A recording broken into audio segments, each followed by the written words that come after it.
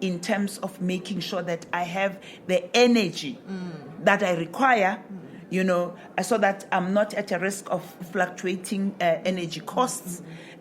Building a 200 megawatt solar plant, because I'm in hot as hell. It's called hot as hell because it is indeed hot as hell. So I have the sun that God gave us. Yes. I have the land. I have the grid on site because I have a substation.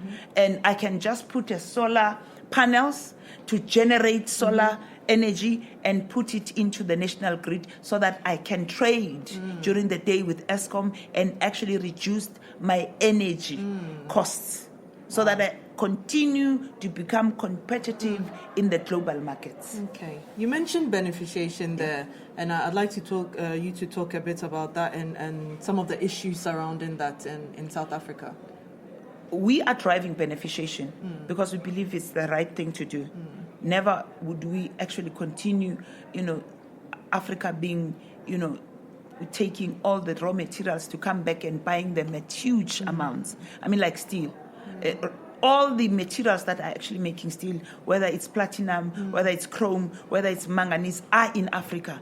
But Africans don't actually they have very few steel mills. All the steel mills are in all the countries and continents where they actually don't have the raw materials. We have the raw materials. And for Africa to actually develop, we need to beneficiate our mineral resources, so that we actually beneficiate here and create the finished products and sell them elsewhere rather than actually import them at huge prices. So for me, I am, punting and working harder on beneficiation. I am in the forefront of beneficiation, and I will not sell an ounce of ore. I will explore all avenues to ensure that I beneficiate the products that I actually mine on the ground. I believe there's nothing that's going to stop you. Yeah. Do you think as women, because I'm asking this question because sometimes I have the impression it's easier for men to show emotions, to lead with emotions. Women sometimes hold back because you don't want to get that narrative of you're too aggressive, you're too ambitious. I don't believe it's the case for you, but can you share some thoughts of that? I think women, because of what we go through, we come with solutions.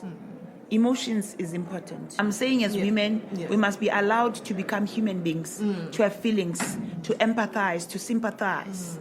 But at the same time, to try and resolve issues, because that's our strength. We, on a daily basis, every day, our children, we want them to succeed. Our husbands, the household, we want them to eat well. So we are, by nature, built to actually deal with issues. And therefore, we come with solutions, but at the same time, it does not necessarily mean that we are not human beings. We are not like anyone else. We have to show emotion if we feel like, but if we feel that we want to sympathize, we want to empathize, we want to cry with them, we can do so. And I know sometimes we actually feel that they will say I'm emotional because I'm female. Me, I'm an outlier. I do what I think is right for me, for as long as it will benefit those that I'm trying to help.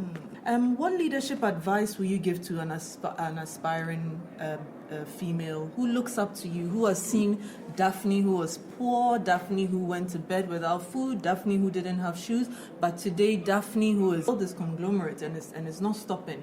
How can I become like you?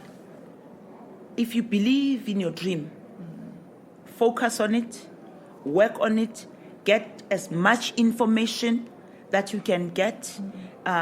You are better than me because you have social media, you have Google, you have e-learning, you have platforms that we didn't have. You are female, you have the support. We have debates and discussions. We have those that have actually looked at financial exclusion of women and they want to include women. The sky is the limit. You have the technical know-how, you have the education, so there's nothing that can actually stop you. Focus on it, work on it. If you fail, do not stop, stand up, dust yourself, start all over again until you achieve your dream. Until you achieve your dream. You mentioned your husband. How important is it for spouses, for top women leaders like you, the support of your spouse? My husband encouraged me when I was raising money. I didn't have money, and he was working. And he used to say, "You are a bottomless pit because we are taking from my table and for my children's. But I want to encourage you to continue."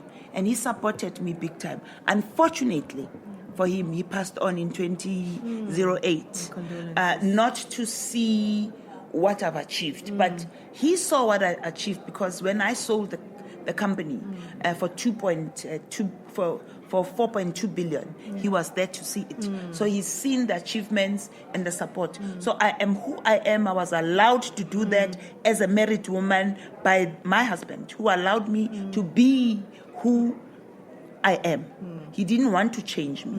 And therefore, I'm going to encourage men not to be threatened by the success of their women, but encourage them because they are working for the betterment of the family and for society as well. I think that's a very secure man who is not intimidated by a woman. And how do we raise these secure men? We need to bring up boys of the future.